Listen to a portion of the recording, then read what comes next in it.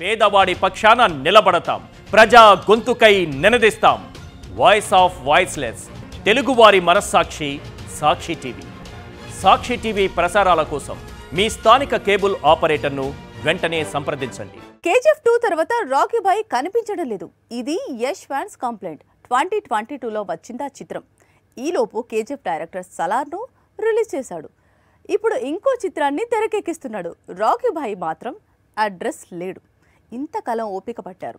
ఇంకో 1 ఇయర్ ఓపిక పడితే మాత్రం డబుల్ ధమాకా ఖాయమంటున్నాడు యష్. ముందు కేజీఎఫ్, ఆ తర్వాత కేజీఎఫ్ 2 ఈ 2 చిత్రాలతో తిరుగులేని పాన్ ఇండియా స్టార్ అయ్యాడు యష్.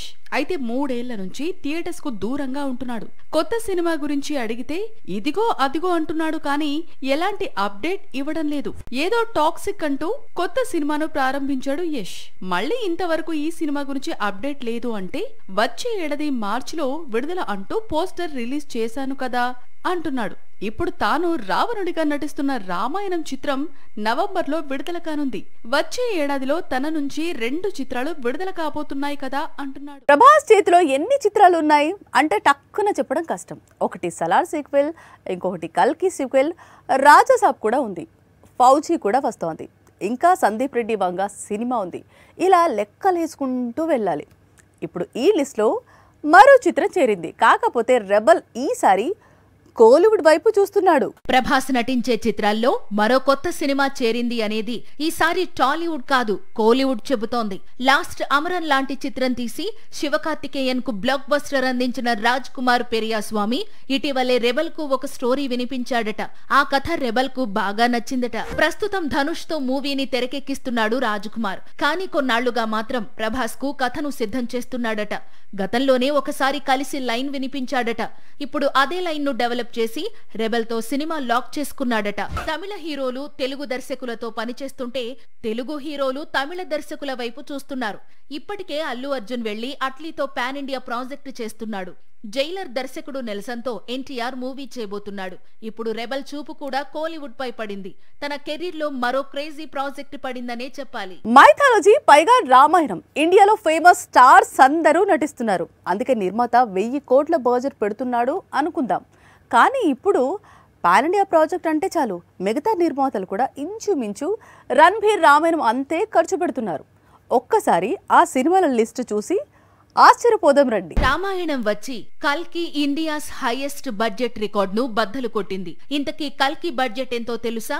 600 కోట్లు. ఇందులో రెండో భాగానికి సంబంధించిన కొన్ని సీన్స్ కూడా ఉండడం ఒక్కటే ప్లస్. అయితే ఈ చిత్రం బాక్సాఫీస్ దగ్గర 1000 కోట్లకు పైగా రాబట్టింది. పెట్టిన ప్రతి కోటిని ఫ్రేమ్ పై చూపించింది. టాలీవుడ్ రేంజ్ ను ఎక్కడికో తీసుకెళ్లింది. కల్కి రిలీజ్ కు ముందు ఇండియాస్ హైయెస్ట్ బడ్జెట్ మూవీస్ లో టాప్ ప్లేస్ లో ఆదిపురుష్ అండ్ త్రిబుల్-ఆర్ చిత్రాలది. ఈ 2 సినిమాల బడ్జెట్ ఇంచుమించు సేమ్. 2 కూడా 550 కోట్ల బడ్జెట్ తో తెరకెక్కాయి. ఆదిపురుష్ డిసప్పాయింట్ చేసింది. త్రిబుల్-ఆర్ మాత్రం ప్రపంచ వ్యాప్తంగా 1200 కోట్లకు పైగా వసూళ్లను రాబట్టింది. ఇంకా అఫీషియల్ కాలేదు, కానీ రామాయణంను మించిన బడ్జెట్ తో అంటే డైరెక్ట్ 1000 కోట్ల బడ్జెట్ తో ఒక మూవీ తెరకెక్కుతోంది. అది రాజమౌళి మూవీ అని సమాచారం. మహేష్ బాబుతో దర్శక ధీరుడు తెరకెక్కిస్తోన్న చిత్రం బడ్జెట్ దాదాపు 1000 కోట్లు అని టాక్ ఉంది. అదే నిజమైతే మాత్రం ఇండియన్ సినిమా హిస్టరీలోనే ఈ స్థాయిలో బడ్జెట్ తో తెరకెక్కుతున్న మొదటి సినిమా ఇదే అవుతుంది.